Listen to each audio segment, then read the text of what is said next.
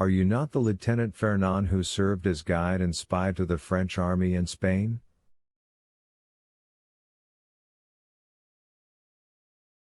Are you not the Captain Fernand who betrayed, sold, and murdered his benefactor, Ali?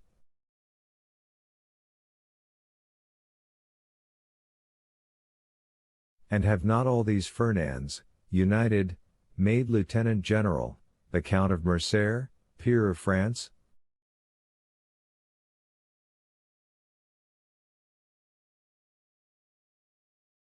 Oh, cried the general, as if branded with a hot iron, wretch, to reproach me with my shame when about, perhaps, to kill me.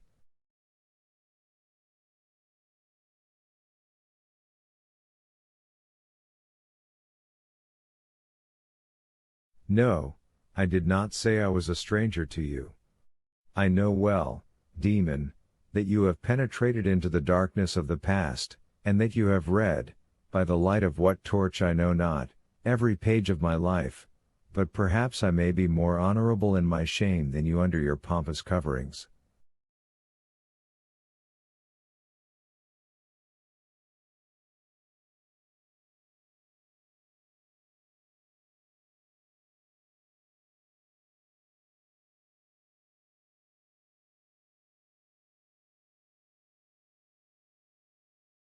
No, no, I am aware you know me, but I know you only as an adventurer sewn up in gold and jewelry.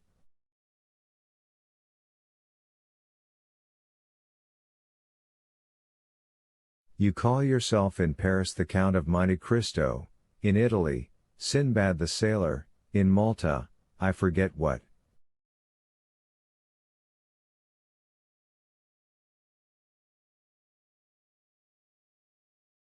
But it is your real name I want to know, in the midst of your 100 names, that I may pronounce it when we meet to fight, at the moment when I plunge my sword through your heart.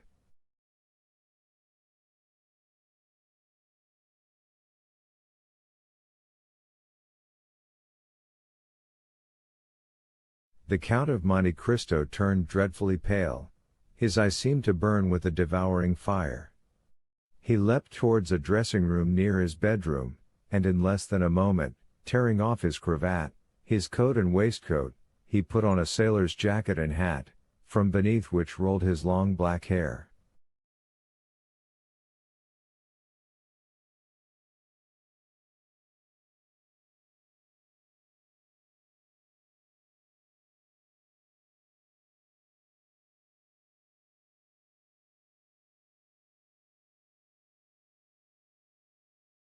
He returned thus, formidable and implacable, advancing with his arms crossed on his breast, towards the general, who could not understand why he had disappeared, but who on seeing him again, and feeling his teeth chatter and his legs sink under him, drew back, and only stopped when he found a table to support his clenched hand.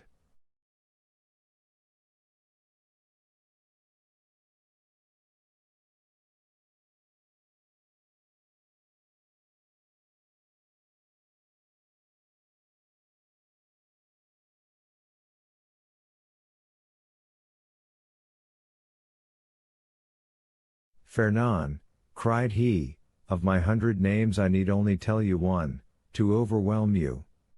But you guess it now, do you not? Or, rather, you remember it?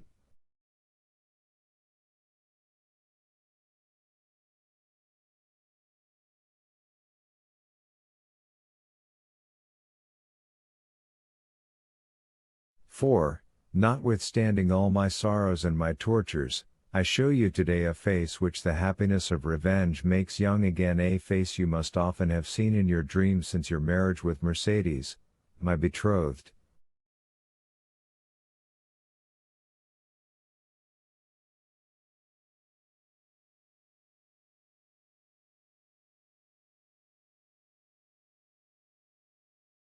The general, with his head thrown back, hands extended, gaze fixed, looked silently at this dreadful apparition, then seeking the wall to support him, he glided along close to it until he reached the door, through which he went out backwards, uttering this single mournful, lamentable, distressing cry, Edmond Dantes.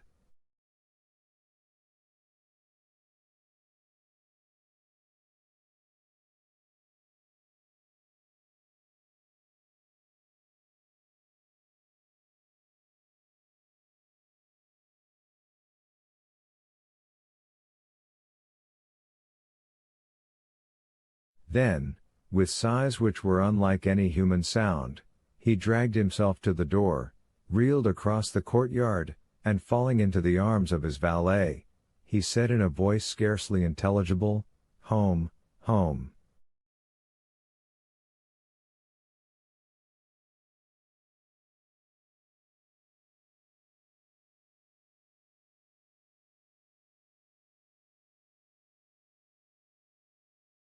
The fresh air and the shame he felt at having exposed himself before his servants, partly recalled his senses, but the ride was short, and as he drew near his house all his wretchedness revived.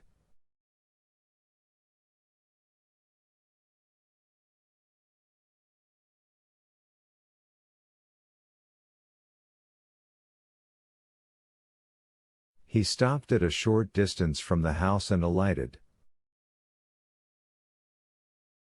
The door was wide open, a hackney coach was standing in the middle of the yard, a strange sight before so noble a mansion. The Count looked at it with terror, but without daring to inquire its meaning, he rushed towards his apartment.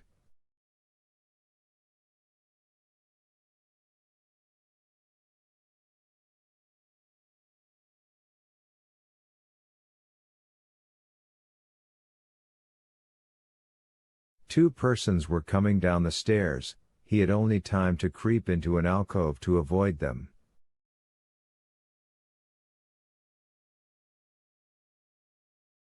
It was Mercedes leaning on her son's arm and leaving the house. They passed close by the unhappy being, who, concealed behind the damask curtain, almost felt Mercedes' dress brush past him, and his son's warm breath, pronouncing these words, "Courage, mother."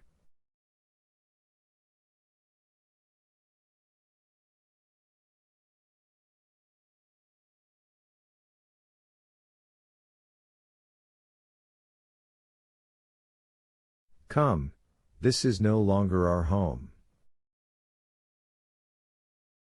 The words died away, the steps were lost in the distance. The general drew himself up, clinging to the curtain, he uttered the most dreadful sob which ever escaped from the bosom of a father abandoned at the same time by his wife and son.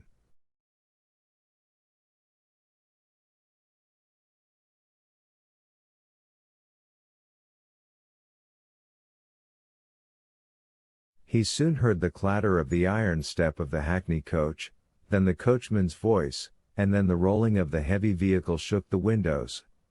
He darted to his bedroom to see once more all he had loved in the world, but the hackney coach drove on and the head of neither Mercedes nor her son appeared at the window to take a last look at the house or the deserted father and husband.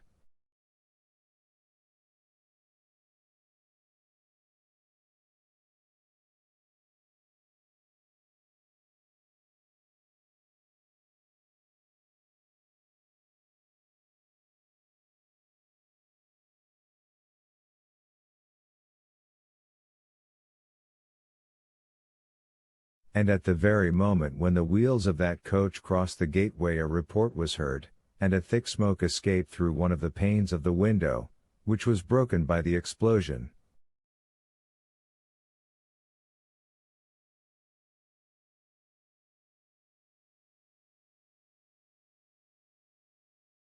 Chapter 93. Valentine. We may easily conceive where Morel's appointment was. On leaving Monte Cristo he walked slowly towards Villefort.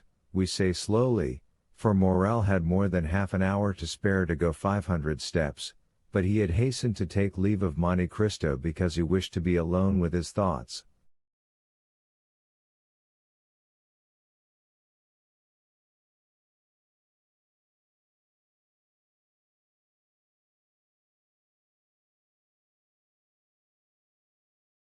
He knew his time well, the hour when Valentine was giving Noirtier his breakfast, and was sure not to be disturbed in the performance of this pious duty.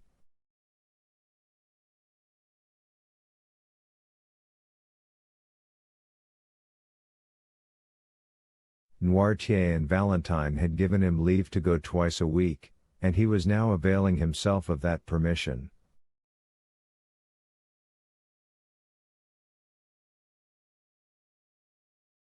He had arrived. Valentine was expecting him. Uneasy and almost crazed, she seized his hand and led him to her grandfather.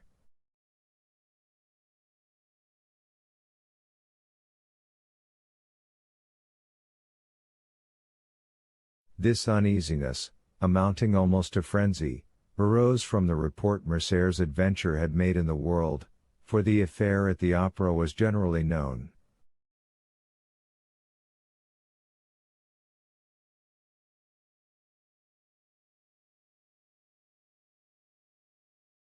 No one at Villefort doubted that a duel would ensue from it.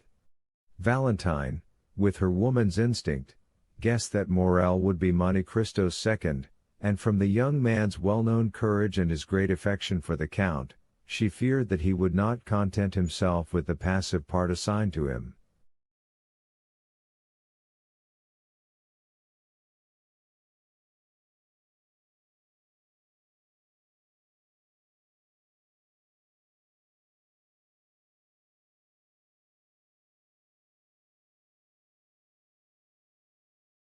We may easily understand how eagerly the particulars were asked for, given, and received, and Morel could read an indescribable joy in the eyes of his beloved, when she knew that the termination of this affair was as happy as it was unexpected.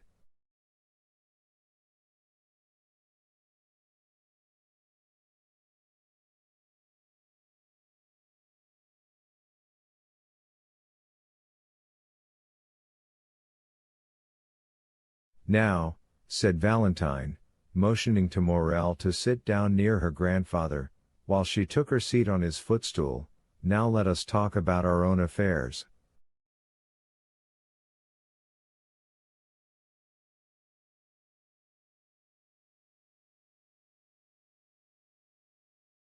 You know, Maximilian, Grandpapa once thought of leaving this house, and taking an apartment away from M.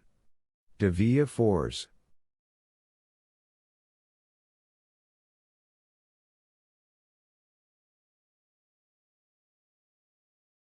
Yes, said Maximilian, I recollect the project, of which I highly approved.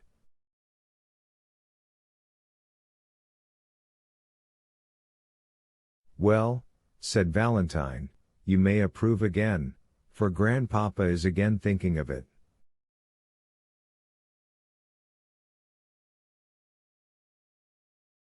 Bravo, said Maximilian. And do you know, said Valentine, what reason Grandpapa gives for leaving this house?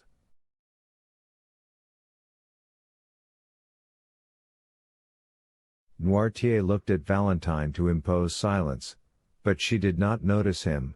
Her looks, her eyes, her smile, were all for Morel.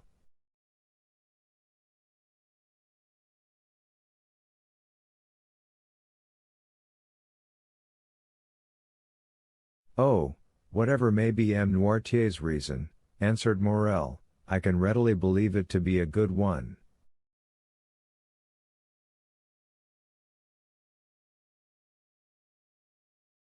An excellent one, said Valentine.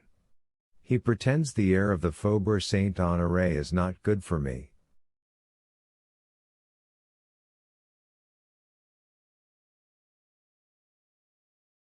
Indeed?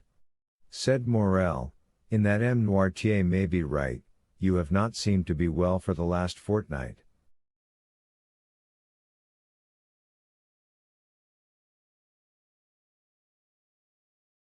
Not very, said Valentine. And Grandpapa has become my physician, and I have the greatest confidence in him, because he knows everything.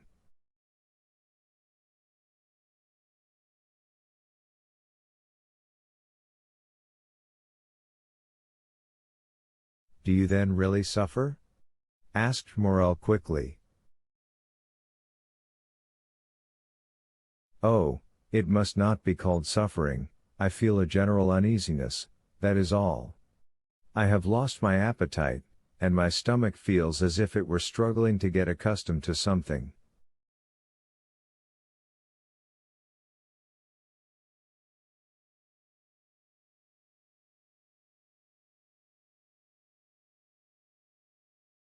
Noirtier did not lose a word of what Valentine said. And what treatment do you adopt for this singular complaint? A very simple one, said Valentine. I swallow every morning a spoonful of the mixture prepared for my grandfather. When I say 1 spoonful, I began by 1, now I take 4.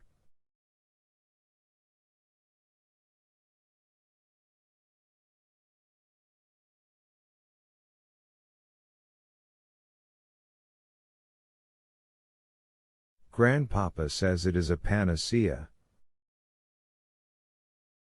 Valentine smiled, but it was evident that she suffered. Maximilian, in his devotedness, gazed silently at her.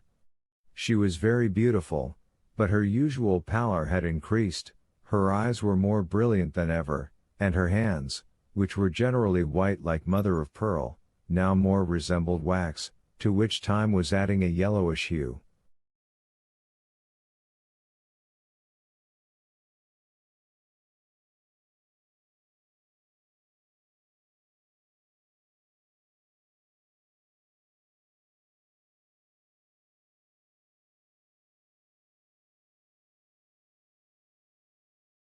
From Valentine the young man looked towards Noirtier.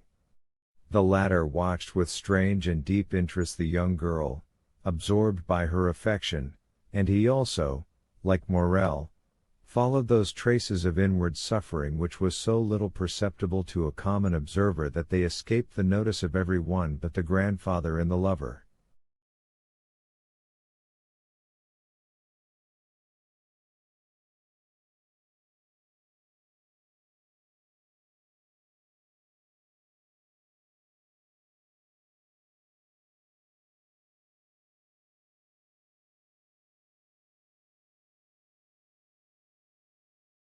But, said Morel, I thought this mixture, of which you now take 4 spoonfuls, was prepared for M. Noirtier?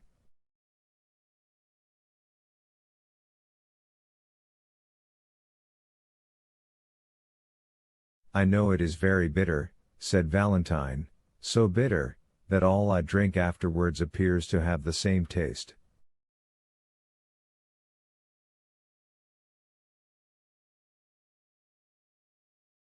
Noirtier looked inquiringly at his granddaughter. Yes, grandpapa, said Valentine, it is so.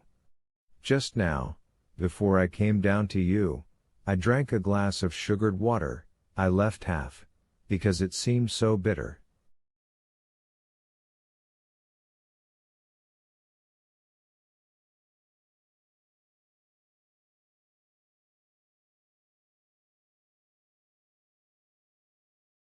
Noirtier turned pale, and made a sign that he wished to speak.